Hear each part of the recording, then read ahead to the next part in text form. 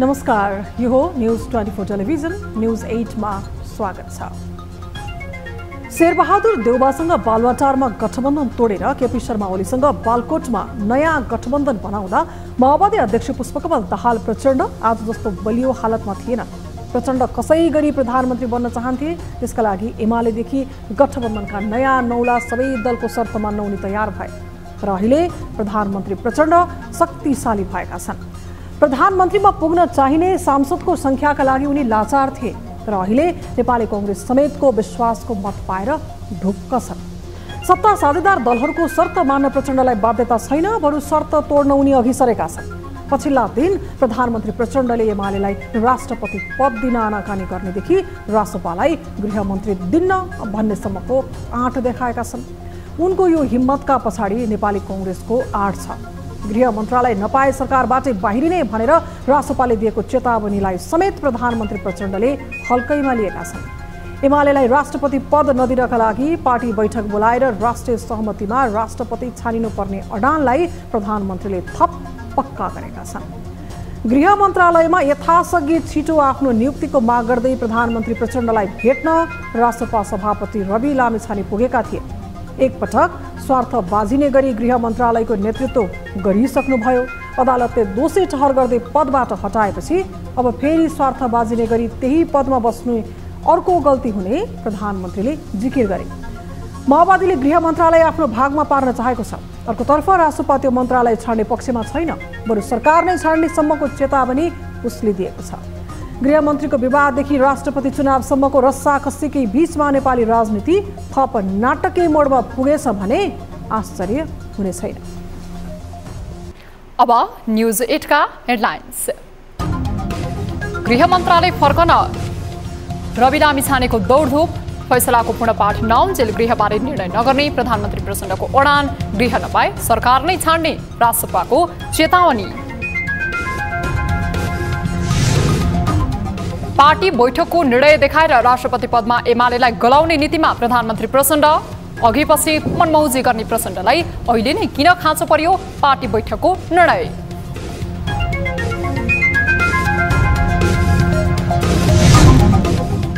हुने बेला हारालोच हुने कोरोना खोप अहिले हुनै छाड्यो खपत। दोस्रो डोजकै झण्डै 45 लाख खोप भण्डारमै थन्कियो। संक्रमण दर घटेसँगै खोप लगाउनेको संख्यामा उल्लेख्य ह्रास। सरकारले यो हामीले प्रयोग गर्न सक्छौं कि सक्दैनौं। ज्ञान अध्यक्ष चतुरबहादुर चन्द सहित पदाधिकारीको राजीनामा माग्दै 7 केन्द्रीय सदस्यले लिखित पत्र बुझाएपछि थपियो झमेला। सन्दीपलाई धरौटीमा छाड्ने उच्चको आदेश विरुद्ध सर्वोच्चमा पुनरावलोकन रिट। र चीनको सिचुवानमा अबदेखि दम्पतिले चाहे जति बच्चा जन्माउन पाउने। ओह्रालो लागेको जन्मदरलाई व्यवस्थापन गर्न धेरै सन्तान जन्माउने दम्पतिहरूलाई कर छुट गर्ने निर्णय।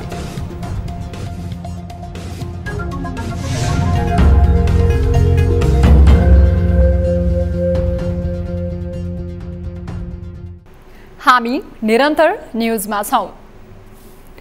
रवि लामिछानेले नागरिकता विवादमा सांसद पद गुमाएपछि खाली रहेको गृहमन्त्री पद सत्ता गठबन्धन दलको गलपासो बनिरहेको छ। नागरिकता जस्तो संवेदनशील विषयमा दोषी ठहर भएर सांसद, मन्त्री लगायत पद गुमाएका रवि लामिछानेलाई फेरि गृह मन्त्रालय चाहिएपछि सत्ता गठबन्धनमा समस्या देखिन थालेको छ। स्वार्थ बाजिने र नागरिकता विवादमा सर्वोच्चको पूर्ण पाठ समेत आइ नसकेको भन्दै प्रचण्डले रविलाई गृहमन्त्री बनाउन आनाकानी गरेपछि अब के होला भन्ने चासो बढ्न थालेको छ। एक रिपोर्ट। सांसद र मन्त्रीपद गुमाएको 48 घण्टाभित्रै पार्टी सभापति बनेका रवि लामिछानेले पुनः गृह मन्त्रालयमा दावी गरेपछि प्रधानमन्त्री पुष्पकमल दाहाल प्रचण्ड समस्यामा परेका छन्। गृह मन्त्रालय नपाए गठबन्धन छाड्ने सम्मको चेतावनी दिन बालुवाटार पुगेका रविले आफूलाई गैर सांसदको रूपमा गृहमन्त्री नियुक्त गर्न आग्रह गरे। तर रविको आग्रहमा प्रधानमन्त्री प्रचण्ड अनुदार देखिएका छन्।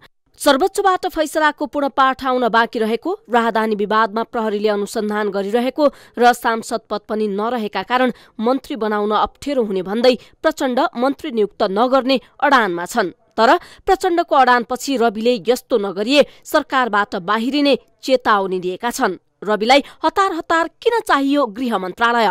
यसको जवाब भने उदेक लाग्दो देखिन्छ। यसअघि पनि स्वार्थ बाँचिने गरी गृहमन्त्री बनेपछि उनी विरुद्ध नागरिकता र राहदानी विवादमा भइरहेको अनुसन्धान नै रोकिन पुगेको थियो। तर नागरिकता विवादमा सर्वोच्चले दोषी ठहर गरेपछि राहदानी विवादले आफूलाई समस्यामा पार्छ कि भन्ने ठानेका रवि जसरी पनि गृहमन्त्रीको रूपमा जानै पर्ने दबावमा देखिन्छन्। प्रहरीले गर्ने अनुसन्धानमा आफूले सघाउने बताउने गरेका रविले भने चाहिँ उनी आफै गृहमन्त्री हुँदा निष्पक्ष छानबिन हुन सक्ला? सरोकारवालाले चासो राख्दै आएका छन्। राहदानी विवादमा अहिले प्रहरीले अनुसन्धान सुरु गरेको बताइएको छ। एकैसाथ अमेरिकी र नेपाली राहदानी प्रयोग गरेको आरोप रविमाथि छ। निष्क्रिय भइसकेको नागरिकता प्रयोग गरेर उनले नेपाली राहदानी लिएपछि रवि थप विवादमा पर्ने देखिन्छ। हुन त उनले नागरिकता पुनः प्राप्त गरेपछि विभागमा पुगेर राहदानी फिर्ता गरिसकेका छन्। तर यसअघि पनि उनले सेवाग्राहीको लामो लाइन लागेपछि राहदानी लिन जनताले शास्ति खेप्नु परेको भन्दै कार्यक्षेत्र बाहिर गएर राहदानी विभागको अनुगमनमा निस्किएका थिए। त्यसबेला जनताले सेवा नपाएको विषय चर्को रूपमा उछालिएका कारण कार्यक्षेत्रको विषयलाई खासै ध्यान दिइएन। तर अहिले नागरिकता विवादमा दोषी ठहरिएपछि उनले त्यसबेला गरेको अनुसन्धानमाथि समेत प्रश्न उठ्न थालेको छ। यद्यपि रविले आफूलाई नै गृहमन्त्री नियुक्त गर्न प्रधानमन्त्रीलाई दबाब दिएपछि उनी विरुद्ध पनि आलोचनाका आवाज उठिरहेका छन्। नागरिकता प्राप्त गरेपछि फैसलाको पूर्णपाठ समेत आउन नदी मन्त्री बन्न दौडधुप गर्नुले रविको नैतिकता र राजनैतिक इमान्दारितामाथि प्रश्न गर्न थालिएको छ। न्यूज 24 टेलिभिजनका लागि राजनीतिक ब्युरो। पुष्पकमल दाहाल प्रचण्ड नेतृत्वको सत्ता गठबन्धनमा राष्ट्रिय स्वतन्त्र पार्टीले गृह मन्त्रालय नपाए सरकार नै छोड्ने चेतावनी दिएको छ।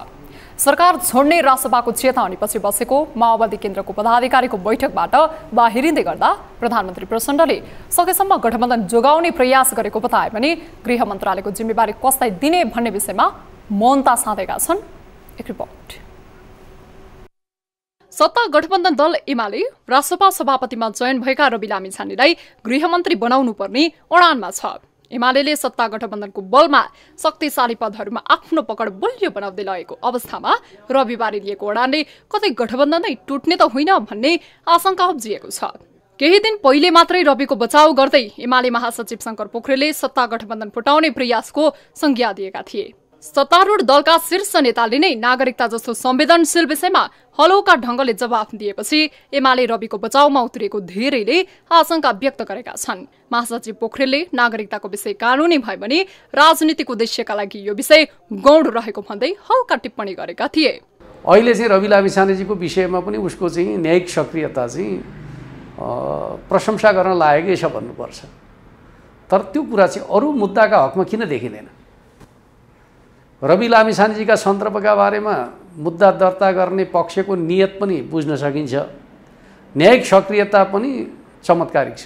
गृह मन्त्रालयबारे अदालतको पूर्ण पाठ नआएसम्म कुनै निर्णय नहुने बताएका माओवादी केन्द्रका उपाध्यक्ष कृष्ण बहादुर महराले राष्ट्रपतिमा राष्ट्रिय सहमति खोज्ने बताएका छन्। एमाले सहितको राष्ट्रिय सहमतिको विषय उठाएका महराले उम्मेद्वार को बन्छ भनेर अहिले नै भन्न नसकिने बताए। अब राष्ट्रपतिको 25 गतेको चुनावको जित तपाईँले थाहा पाइसक्नु हो। त्यसको निमित्त हाम्रो पार्टीले सकेसम्म राष्ट्रिय सहमति कायम गर्ने। प्रधानमन्त्री प्रचण्डले पनि वर्तमान सत्ता समीकरणलाई जोगाउने बताएका छन्। सकेसम्म रासपा सरकारबाट नबाहिरियोस् भन्ने पक्षमा आफ्नो ध्यान रहेको उनले बताएका छन्। सल्लाहकै क्रममा रहेको बताएका प्रधानमन्त्री प्रचण्डले गठबन्धन नटुटोस् भन्नेमा आफ्नो कोसिस रहने पनि बताएका छन्। हामी सल्लाह गर्दैछौँ, सकेसम्म भइराख्ने, हाम्रो नटुटोस्। रासोपासँग अहिले 19 सांसद छन्। रासोपा सरकारबाट बाहिरिए पनि प्रचण्डसँग विश्वासको मत दिएका सांसदहरूको संख्या 249 रहन्छ। एमालेको 78, माओवादी केन्द्रका 32, राष्ट्रिय प्रजातन्त्र पार्टीका 14, जसपाका 12, जनमत पार्टीका 6, नागरिक उन्मुक्ति पार्टीका 4 र स्वतन्त्रका 3 जना सांसदको साथ प्रचण्डलाई कायम रहेमा मात्रै पनि 149 सांसदको समर्थन कायमै रहन्छ। तर विपक्षी दल नेपाली कांग्रेस सहित नेकपा एकीकृत समाजवादी लगायतले विश्वासको मत दिएकोले रविको पार्टीले समर्थन फिर्ता लिए पनि ठूलो असर पर्ने त देखिन्न। तर रासोपाले समर्थन फिर्ता लिएमा सत्ता आफ्नो पोल्टामा पार्न कांग्रेसले कसरत भने गर्ने नै छ। न्यूज 24 टेलिभिजनका लागि राजनीतिक ब्युरो। सर्वोच्च अदालतले शुक्रबार अनागरिक घोषणा गरेसँगै राष्ट्रिय स्वतन्त्र पार्टीका सभापति रवि लामिछानेलाई समस्या नै समस्याले घेरियो। अनागरिक बनेपछि उनले शक्तिशाली मन्त्रालय गुमाए। शक्तिशाली मन्त्रालय गुमाएसँगै उनलाई राजनीतिमा कमब्याक गर्न हतारो छ। त्यसैले उनले अनागरिक भएको तेस्रो दिन नबित्दै नागरिकताको प्रमाणपत्र लिए। अहिले उनी पुनः पुरानै पोजिसनका लागि बार्गेनिङमा जोडतोडका साथ लागि परेका छन्। तर उनी अहिलेकै अवस्थामा फौजदारी अभियोगको जोखिम बाहिर भने देखिँदैनन्। एक रिपोर्ट। सर्वोच्च अदालतले शुक्रबार अनागरिक घोषणा गरेसँगै गृहमन्त्रीको पद गुमाएका रवि लामिछाने अहिले पुनः पुरानै पोजिसन प्राप्तिका लागि जोडबल गरिरहेका छन्। सर्वोच्चको फैसलासँगै रविको सांसद, मन्त्री र पार्टी सभापति पद समेत गुम्यो। तर उनले सोमबार नागरिकता पुनः प्राप्त गरेसँगै पार्टी सभापति पद भने प्राप्त गरिसकेका छन्। यद्यपि कानुनी अडचनका कारण उनी सांसद हुनका लागि पुनः निर्वाचन जित्नुपर्नेछ। तर उनको नजर भने नेपालको संविधानमा रहेको 6 महिनासम्म गैर सांसद पनि मन्त्री हुन पाउने व्यवस्थामा टेकी मन्त्री बन्नेमै छ। अहिले रवि सोही व्यवस्थालाई टेकेर मन्त्री हुने र पुनः चितवन 2 मा उपनिर्वाचन लड्ने योजनामा रहेका छन्। पुनः गृहमन्त्री बन्ने रणनीतिक योजना अपनाइरहेका रविलाई आफैसँग जोडिएको दोस्रो पाटो भने जोखिमयुक्त हुन सक्ने कानुनका जानकारहरूको टिप्पणी छ। रवि लामिछाने सर्वोच्चको आदेशले वैधानिक नागरिक बने पनि राहदानी माथिको छानबिन प्रकरण अझै सकिएको छैन। दोहोरो राहदानी वा झुटा विवरण पेश गरी राहदानी लिएको विषय नै रविका लागि राजनीतिक यात्रामा जोखिमयुक्त देखिन्छ। राहदानी ऐन अनुसार झुटा विवरणका आधारमा राहदानी लिएको ठहर भएमा 2 देखि 5 लाखसम्म जरिवाना र 1 देखि 3 वर्षसम्म कैद सजाय हुनेछ। जिल्ला प्रशासन कार्यालयमा उनको राहदानीमाथि छानबिन हुनुपर्ने भन्दै परेको उजुरी निरूपण भएको छैन। प्रशासनले त्यसको छानबिन गर्न प्रहरीलाई आग्रह गरिसकेको छ। यद्यपि आइतबार पुनः नागरिकता लिइसकेपछि उनले त्यही नागरिकताबाट प्राप्त गरेको राहदानी विभागलाई फिर्ता गरिसकेका छन्। मतदाता नामावली ऐन 2073 को दफा 15 अनुसार कसैले झुटा विवरण दिई मतदाता नामावलीमा नाम समावेश गरेको भए प्रमाण सहित कुनै व्यक्तिले तोकिएको अधिकारी समक्ष उजुरी दिन सक्ने प्रावधान छ।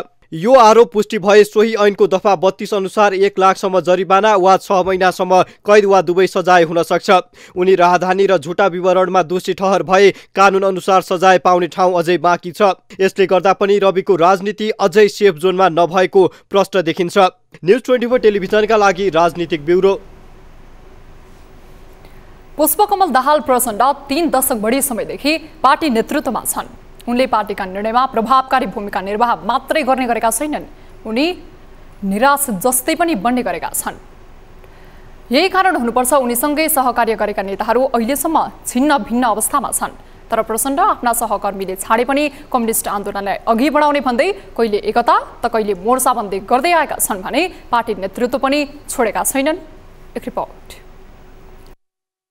सामान्य किसान परिवारमा जन्मे हुर्किएका हुन् पुष्पकमल दाहाल। शिक्षक हुँदै कम्युनिस्ट आन्दोलनमा होमिए र प्रचण्ड बने। युवा उमेरमै पार्टी नेतृत्व तहमा पुगेपछि पछाडि फर्किनु परेको छैन उनलाई। मोहन वैद्य किरणदेखि बाबुराम भट्टराई हुँदै एमाले संघको एकताको क्रममा समेत अध्यक्ष बनेका उनी अहिले पनि राष्ट्रिय राजनीतिमा निर्णायक छन्। निर्णायक शक्ति आफूसँग राखेका प्रचण्ड पार्टीमा निर्णय गराउने भन्दै विभिन्न प्रचार त गर्छन्, तर उनको आलोचना गर्ने जो कोही पनि उनीसँगै लामो समय टिक्न सकेको देखिँदैन। पछिल्लो समय प्रचण्डले पार्टीबाट निर्णय गराउने नाममा राष्ट्रपतिदेखि गृहमन्त्रीसम्ममा शक्ति सङ्घर्ष चर्काउँदै लगेका छन्। एमाले माओवादी सहितको गठबन्धनमा सरकारको नेतृत्व गर्न पुगेका उनी पूर्व सहमति विपरीत राष्ट्रपतिमा राष्ट्रिय सहमति हुनुपर्नेमा छन् भने रासोपाबाट फुत्किएको गृहमन्त्री पार्टीमै राखेर गठबन्धनमा तुस रोप्न खोजिरहेका छन्। सरकारको नेतृत्व गर्दा नबसेका माओवादी पार्टी बैठकहरू पनि पछिल्लो समय बाक्लै बस्न थालेका छन्।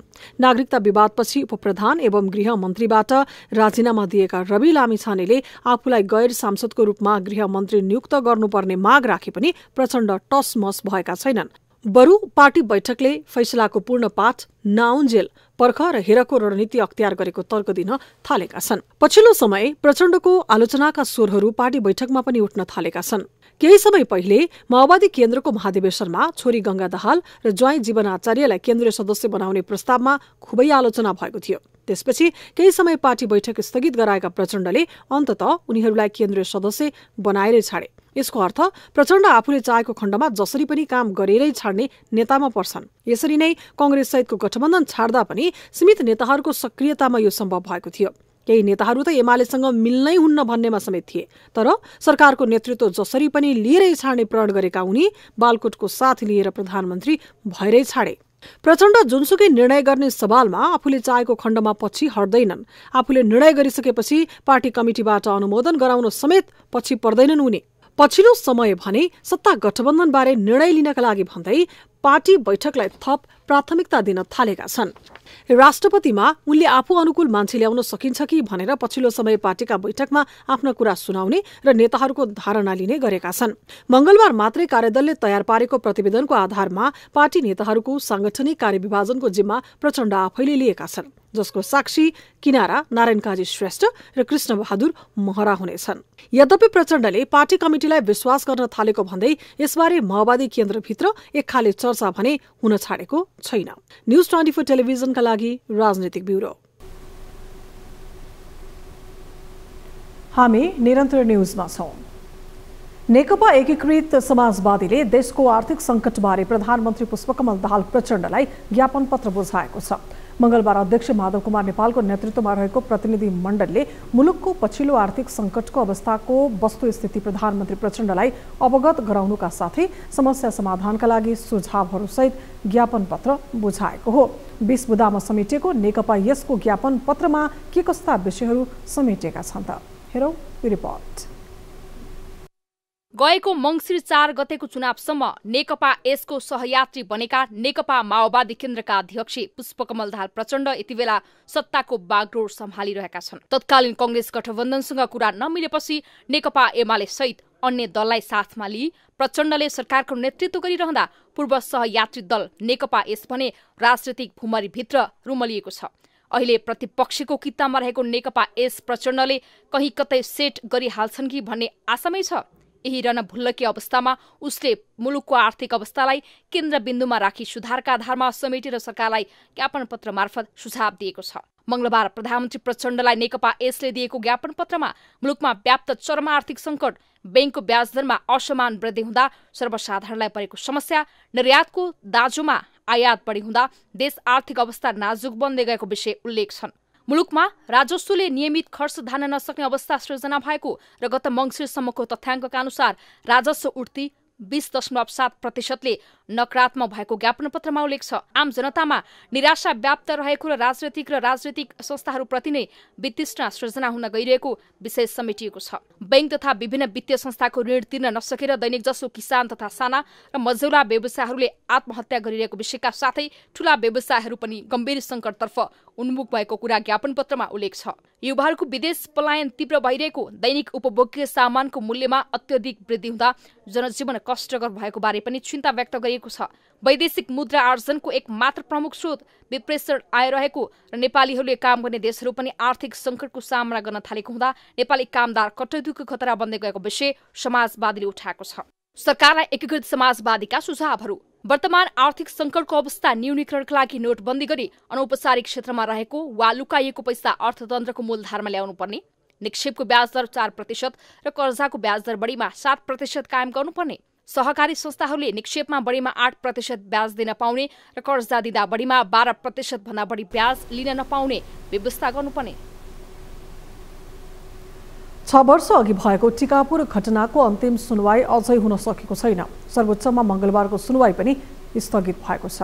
यो घटनालाई राजनीतिक दलहरूले सत्ता स्वार्थका रूपमा प्रयोग गरिरहेका छन्। नागरिकता विवाद प्रकरणमा गत मङ्सिरमा मात्र दर्ता भएको रवि लामिछाने विरुद्धको घटनामा 2 महिना नबित्दै अदालतले निर्णय गर्यो। राजनीतिक प्रकृतिका कयौं मुद्दाहरूमा भने सर्वोच्चले समान चासो दिएको छैन। एक रिपोर्ट। 2072 सालमा कैलालीको टिकापुरमा भएको हत्याकाण्डको 6 वर्ष नागिसक्दा समेत सर्वोच्चले अन्तिम फैसला गर्न सकेको छैन। 8 पटकसम्म साधारण तारिख र 5 पटक पेशी स्थगित भइसकेको उक्त मुद्दाको मंगलबारको सुनवाई समेत स्थगित भयो। अदालतमा मुद्दा विचाराधीन रहँदा हाल नागरिक उन्मुक्ति पार्टीका संरक्षक समेत रहेका रेशम चौधरी प्रतिनिधि सभाको अघिल्लो कार्यकालभर निलम्बित रहे। यो पटक सोही कारण निर्वाचन आयोगले उनको उम्मेदवारी नै रद्द गरायो। तर गत मङ्सिर 28 गते मात्र दर्ता भएको राष्ट्रिय स्वतन्त्र पार्टीका सभापति रवि लामिछाने विरुद्धको मुद्दामा भने 2 महिनामै अन्तरिम आदेश जारी गर्दै फैसला सुनायो। राजनीतिक मुद्दाहरूका प्रकृति र आवश्यकता मध्यनजर गर्दै सर्वोच्चले निर्णय गर्नुपर्ने हो।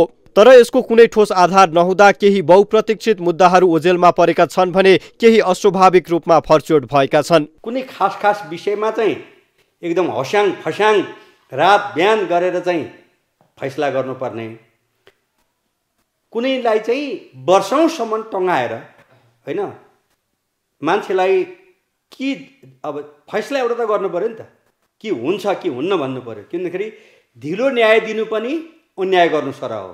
त्यसले गर्दा अदालत अन्याय गर्ने केन्द्रको रूपमा स्थापित हुनु भएन। टिकापुर हत्याकाण्ड मात्र होइन, हाल सर्वोच्चमा राजनीतिक प्रकृतिका 100औं मुद्दाहरू विचाराधीन अवस्थामा छन्। गत वर्षका मात्र मुद्दा अवलोकन गर्ने हो भने नेकपा एमाले पार्टीबाट निष्कासित गरेका 14 सांसदहरूको मुद्दामा सर्वोच्चले चासो नै दिएको देखिँदैन। तत्कालीन प्रधानमन्त्री केपी ओलीले नियुक्त गरेका संवैधानिक पदाधिकारी नियुक्ति विरुद्धको मुद्दा संसदले 2 पटकसम्म पारित गरेर पठाएको, नागरिकता विधेयक पारित नगरेकोमा राष्ट्रपति विरुद्ध परेको मुद्दा लगायतका विषयहरू सर्वोच्चले किनारा लगाउन सकेको छैन।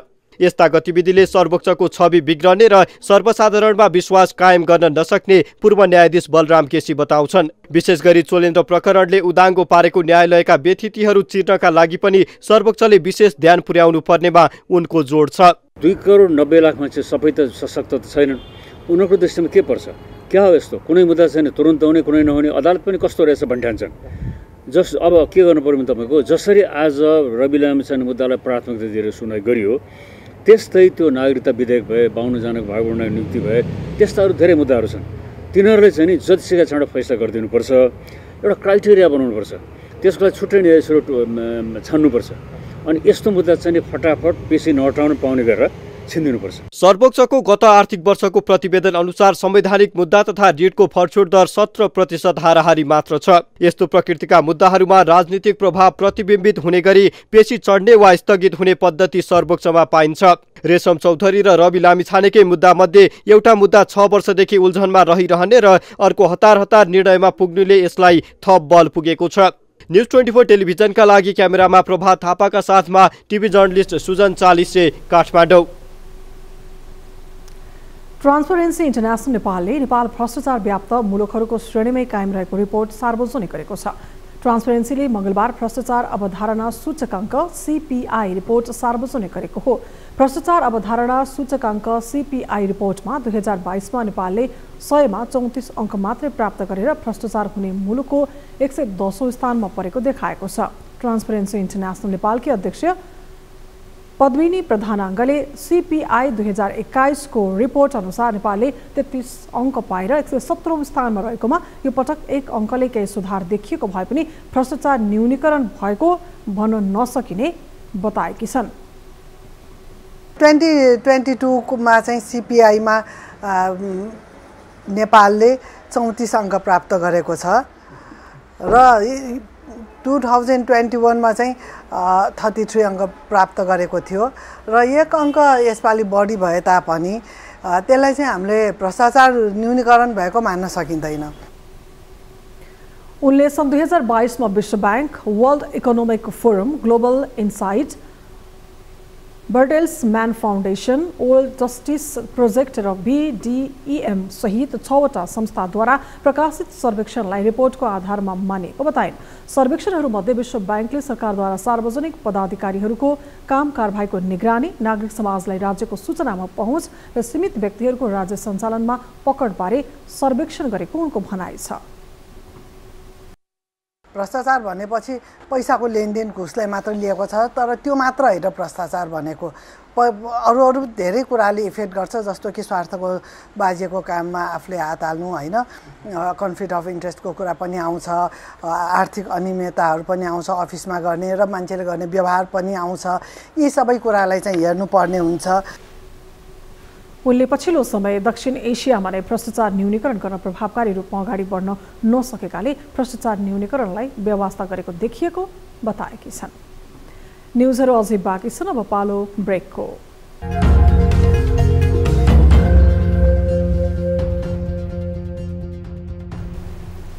हामी निरन्तर न्युजमा छौं।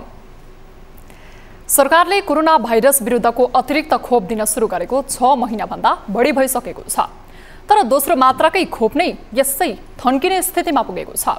कोरोना संक्रमण विरुद्धको अतिरिक्त खोप लगाउनेको संख्या मात्रै होइन, पूर्ण खोप अर्थात् दोस्रो डोज लगाउनेहरूको संख्यामा नै कमी आएकोले 43,78,600 मात्रा खोप यसै खेर जाने स्थितिमा पुगेको छ।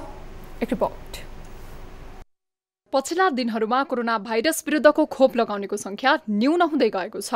कोरोनाको संक्रमण उच्च भएको समय खोप केन्द्रमा भिडभाड हुने गरे पनि अचेल खोप केन्द्रहरू प्राय सुनसान देखिन्छन्। कोरोना संक्रमण रोकथामका लागि सरकारले कोरोना विरुद्धको तेस्रो मात्रा खोप लगाउन थालेको नै 6 महिनाभन्दा बढी भइसक्यो, तर तेस्रो मात्रा खोप लगाउनेको संख्या हालसम्म 79,72,791 मात्रै छ। यो संख्या मुलुकको कुल जनसंख्याको केही अंश मात्रै हो। तेस्रो मात्रै होइन, दोस्रो डोज अर्थात् पूर्ण खोप लगाउनेहरूको संख्या नै कम देखिएको छ। सरकारले खोप लगाउनेहरूको आंकलन गरेर ल्याएका दोस्रो मात्राका खोप अहिले यसै थन्किरहेका छन्। अपेक्षाकृत रूपमा पूर्ण खोप लगाउनेको संख्या नपुग्दा 43,88,600 मात्रा खोप भण्डारणमा यसै थन्किएको छ। यो खोप अन्य प्रयोजनका लागि प्रयोगमा ल्याउन नसकिने भएकोले पनि अब यतिका खोप यसै खेर जाने स्थिति रहेकोले यसको आवश्यक प्रयोजनका लागि सोच्नुपर्ने स्थिति रहेको स्वास्थ्य सेवा विभाग आपूर्ति व्यवस्थापन शाखाका अधिकारी बताउँछन्। यो साइनोभ्याक भ्याक्सिन पहिलो र दोस्रो मात्रामा मात्रै लगाउने भएकोले, बुस्टरको रूपमा नलगाउने भएकोले यो भ्याक्सिन चाहिँ मौजदातमा रहेको छ। सरकारले ल्याएका कोरोना विरुद्धको खोपमध्ये सबैभन्दा बढी सिनोभ्याक्सको खोपको मौजदात बढी छ। उक्त खोप 40 लाख मात्रा त्यसै थन्किएर बसेको छ। खोप थन्किएर रहँदा खोपको म्याद गुज्रने सम्भावना पनि उत्तिकै छ। उसो त गत साउन महिनामा कोभिसिल्डको करिब 1.5 लाख खोप म्याद सकिएर खेर गएको थियो। अहिले महिनौं लाखौं मात्रा खोप मौजदातमा रहँदा खोप खेर जाने सम्भावना उच्च देखिन्छ। तर महिनौं दिन खोप थन्किए पनि खोपलाई कसरी व्यवस्थापन गर्ने भन्नेतर्फ सम्बन्धित निकायले चासो दिएको भने देखिँदैन।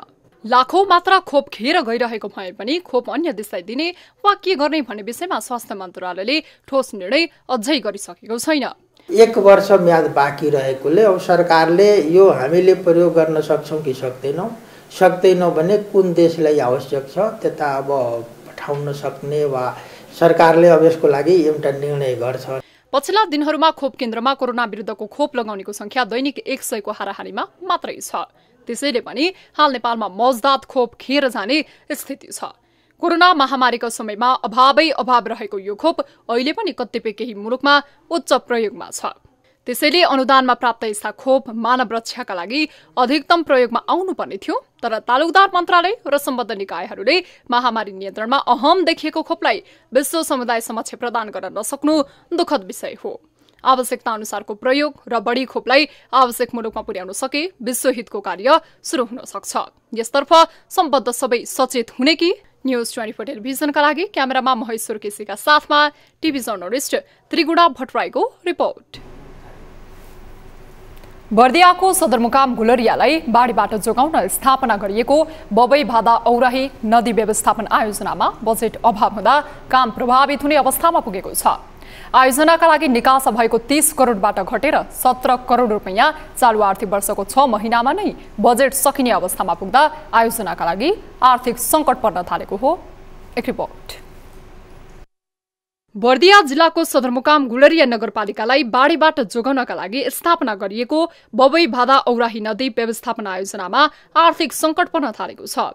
आर्थिक वर्ष 2079-80 का लागि सरकारले 30 करोड रुपैयाँ सुनिश्चितता गरेको भए पनि प्राप्त बजेट 6 महिनामै सकिने अवस्थामा पुगेको हो। कार्यालयले नदी व्यवस्थापनको कामका लागि तत्कालै गुलरिया नगरपालिका 4 स्थित रामपुर टापु वडा नम्बर 8 को पशुहाट बजार थपुवा र गौरीमा ठेक्का प्रक्रिया मार्फत काम गराइरहेको छ भने कतिपय स्थानमा बजेट अभाव हुने समेत देखिएको छ। वर्षौंदेखि आफ्नो घरखेत बगाउने चिन्तामा रहेका गुलरियावासीलाई कार्यालयमा बजेट अभावले काम प्रभावित हुने हो कि भन्ने थप चिन्ताले सताएको छ। पहिला दुःख थियो हैन, अब बाढी आउँथ्यो, पानी फेरि घरभरि हुन्थ्यो, दाना सबै कुहेर जान्थ्यो के नराम्रो हुन्थ्यो।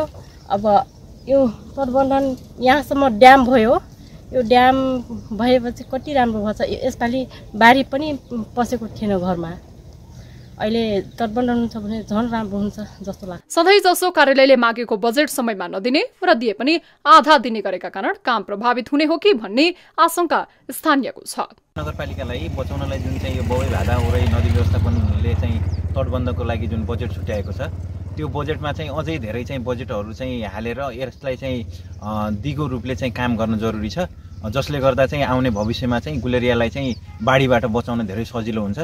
काम चाहिँ गरिरहेको छ बबई भादा औराहीले, अझ योभन्दा चाहिँ अझै चाहिँ दुरुस्त रूपले चाहिँ काम गर्नलाई बजेट चाहिँ अझै थपेर चाहिँ काम गरोस् भन्ने चाहिँ हाम्रो चाहना हो। 5 वर्षभित्र गुलरियाको पण्डितपुरदेखि नेपाल भारत सिमानाको रत्नापुरसम्म 28 किलोमिटर नदी व्यवस्थापनको काम गर्न भन्दै 5 वर्षअघि कार्यालय खुलेको थियो, तर समयमा काम हुन नसक्दा कार्यालयको समय समेत थप गरिएको छ। यस वर्ष कार्यालयलाई अपुग हुने देखिएको करिब 22 करोड रुपैयाँ विभागसँग माग गरिएको छ। र यस आर्थिक वर्षमा हामीले थप 22 करोड बजेट माग गरेका छौँ र त्यतिसम्मको काम गर्न सकिएला भन्ने प्रोजेक्सन गरेका छौँ हामी। बजेट चाहिँ हाम्रो यो फागुन महिनासम्मलाई अहिले ठेक्ने अवस्था छ र हामीले आफ्नो विभागमा माग गरिसकेका छौँ र त्यहाँबाट आश्वासन प्राप्त भएको छ। नदी व्यवस्थापनका लागि भनेर स्थापना गरिएको कार्यालयमा समेत आवश्यक बजेट सरकारले उपलब्ध गराउन सकेको छैन।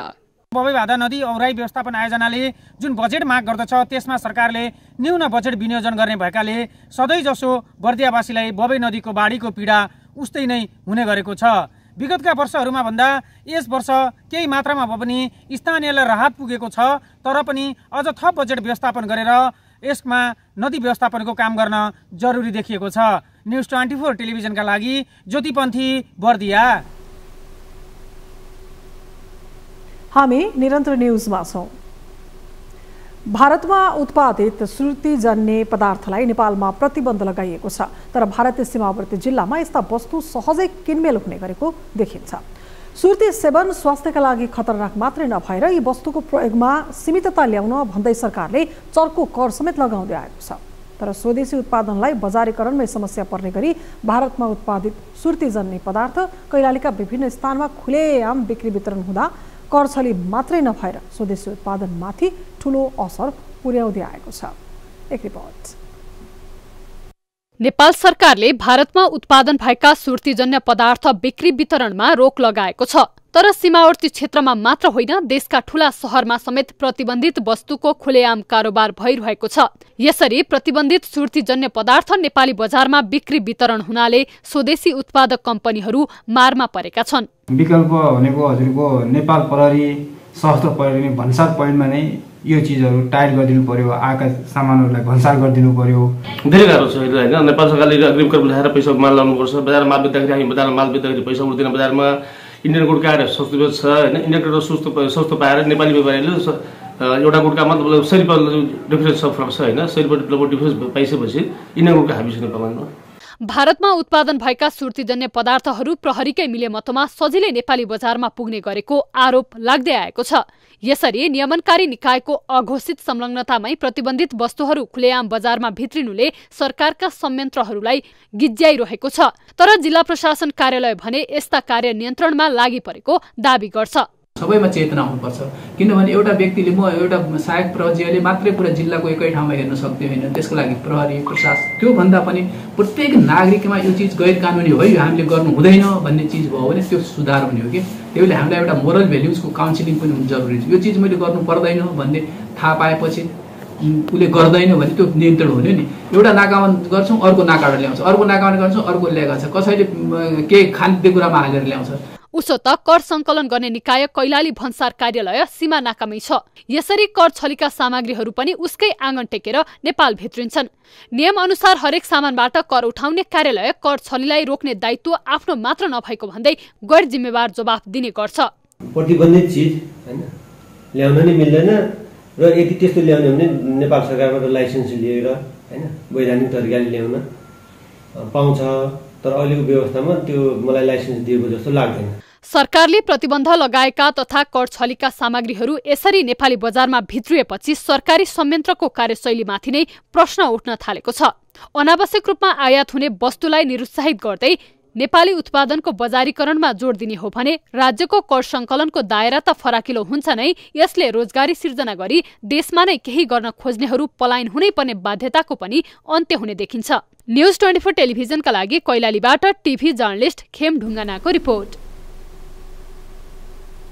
अब बिजनेस न्यूज।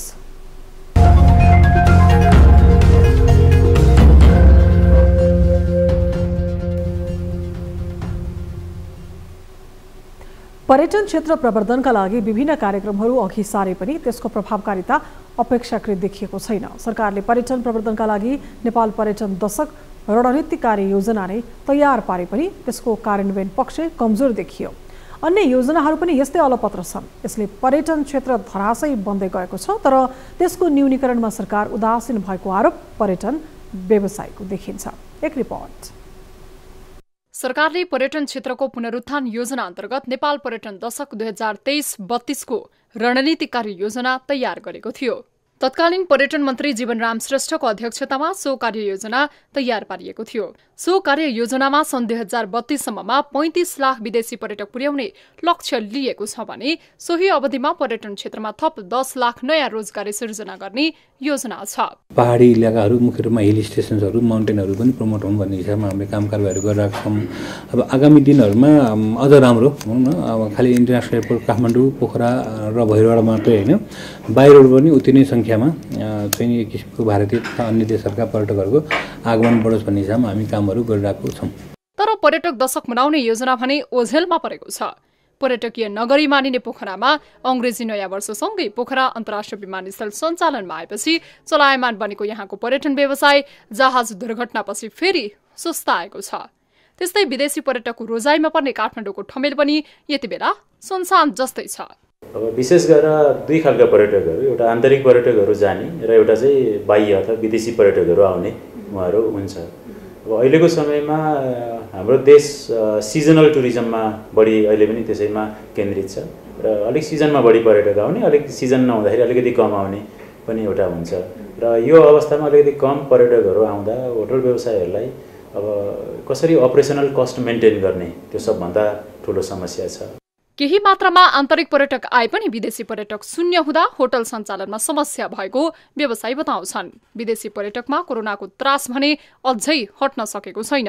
त्यसमाथि माघ 1 गते पोखराको सेतीखोचमा यति एयरलाइन्सको जहाज दुर्घटना भएपछि पोखरा लगायतका क्षेत्रमा विदेशी पर्यटकले गरेको बुकिङ समेत रद्द गरिरहेका छन्। कोरोनाकै कारण थला परेको पर्यटन व्यवसायलाई पूर्ण रूपमा सञ्चालनमा ल्याउन सरकारले छिटोभन्दा छिटो आफ्ना कार्यक्रम अगाडि ल्याउनु पर्ने माग व्यवसायीको छ। नेपालमा पर्यटन व्यवसायमा लाखौं मानिस आश्रित छन्, तर सरकारले यस क्षेत्रलाई उपेक्षा गरेको होटल व्यवसायको आरोप छ। हाम्रा मागहरू भनेको चाहिँ यो प्राथमिकताको उद्योग भयो भने धेरै सहज हुन्छ। यो हामीले सरकारले जुन लामो समयसम्म यो कानुनी प्रावधानहरू अपडेट नगरिदिँदा पर्यटन जस्तो डाइनामिक यो इन्डस्ट्रीमा इम्प्याक्ट हुन्छ। जस्तो हामीले 2035 सालको चाहिँ पर्यटन ऐनलाई अद्यावधि गरिदिनुहोस् भनेर माग गरेका छौँ। यो उत्पादनमूलक उद्योग सरहको हामीलाई मान्यता प्रदान गरिदिनु भयो भनेदेखि हाम्रा जुन विभिन्न लेभलमा तिर्नुपर्ने करहरू हुन्छन् त्यो पनि हामीलाई सहज हुन्छ। मुलुकले भर्खरै नयाँ नेतृत्व पाएको छ, तर पर्यटन क्षेत्रमा मुलुकको नयाँ नेतृत्वले राम्रो परिणाम दिन सकिरहेको छैन। पर्यटन मात्रै होइन, अन्य व्यवसाय पनि दिन प्रतिदिन खुम्चिँदै गइरहेको छ। व्यवसायीहरू लगानी गर्ने वातावरण सिर्जना गर्न माग गर्दै सडक आन्दोलनमा छन्, तर सरकारको नेतृत्व त्यसतर्फ उदासीन देखिन्छ। न्यूज 24 टेलिभिजनका लागि बिजनेस ब्युरोको रिपोर्ट। न्युजहरू अझै बाँकी छन्, अब पालो ब्रेकको।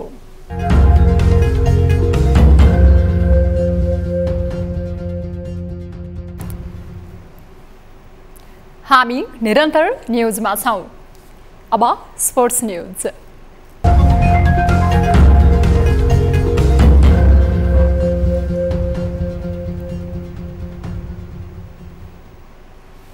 क्यानका अध्यक्ष चतुरबहादुर चन्दसहित पदाधिकारीको राजीनामा माग्दै केन्द्रीय सदस्यहरूले लिखित पत्र बुझाएपछि नेपाल क्रिकेट सङ्घ क्यानमा विवाद झनै पेचिलो बनेको छ।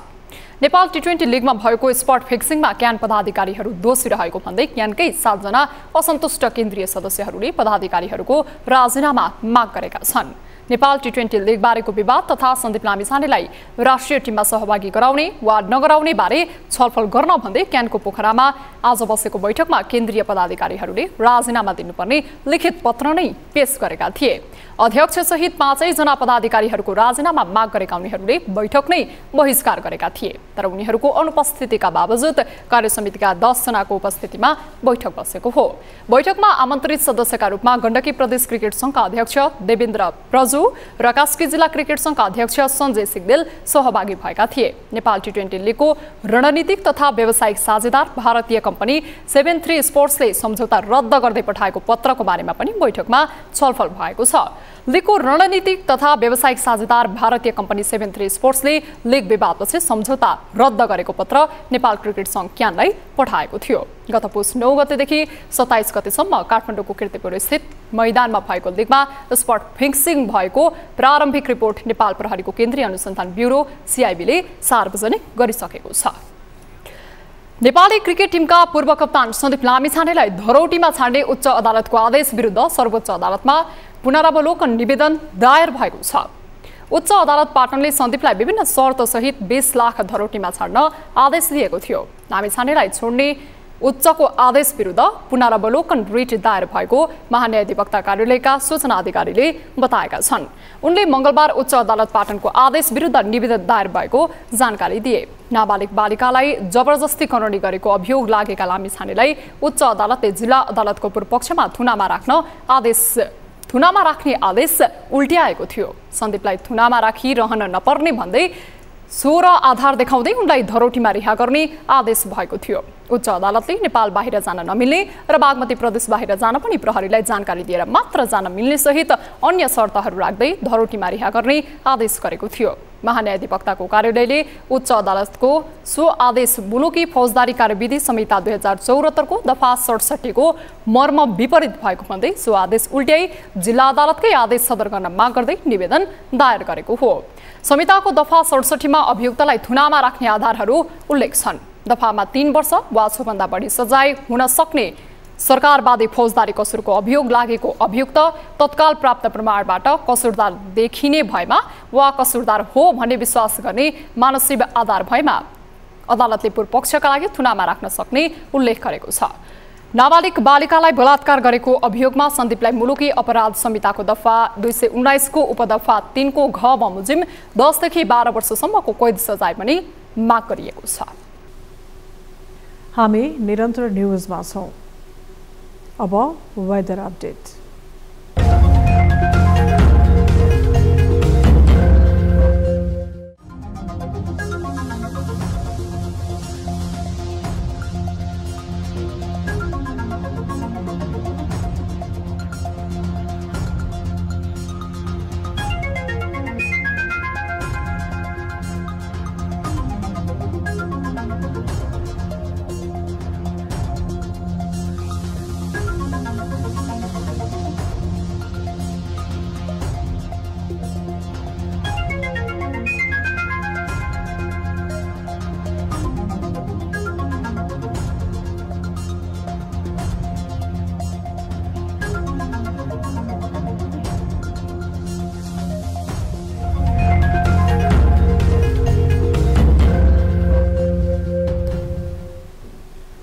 अब न्यूज 8 को अन्त्यमा पुनः हेडलाइन्स।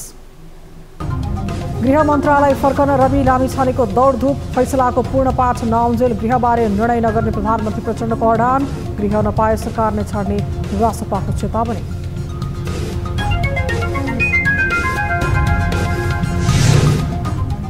पार्टी बैठकको निर्णय देखाएर राष्ट्रपति पदमा एमालेलाई गलाउने नीतिमा प्रधानमन्त्री प्रचण्ड। अघि पछि मौन मौजी गर्ने प्रचण्डलाई अहिले नै किन खाँचो पर्यो पार्टी बैठकको निर्णय।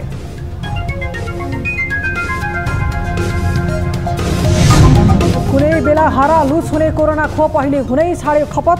दोस्रो डोजकै झन्डै 45 लाख खोप भण्डारणमै थन्कियो। संक्रमण दर घटेसँगै खोप लगाउनेको संख्यामा उल्लेख्य ह्रास। बाँकी रहेकोले अब सरकारले यो हामीले प्रयोग गर्न सक्छौँ कि सक्दैनौँ। क्यान अध्यक्ष चतुरबहादुर चन्द सहित पदाधिकारीको राजीनामा माग्दै 7 केन्द्रीय सदस्यले लिखित पत्र बुझाएपछि थपियो झमेला। सन्दीपलाई धरोटीमा छाड्ने उच्चको आदेश विरुद्ध सर्वोच्चमा पुनरावलोकन रिट। र चीनको सिचुवानमा अबदेखि दम्पतिले चाहे जति सन्तान जन्माउन पाउने। ओह्रालो लागेको जन्मदरलाई व्यवस्थापन गर्न धेरै सन्तान जन्माउने दम्पतिहरूलाई कर छुट गर्ने निर्णय।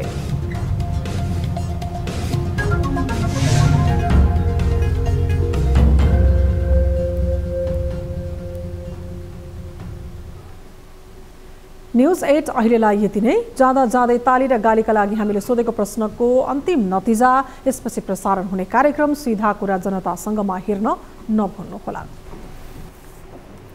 थप न्यूजका लागि हाम्रो वेबसाइट www.news24nepal.com हेर्नुहोला। साथै हामीलाई फेसबुक, ट्विटर र युट्युबमा पनि फलो गर्न सक्नुहुनेछ।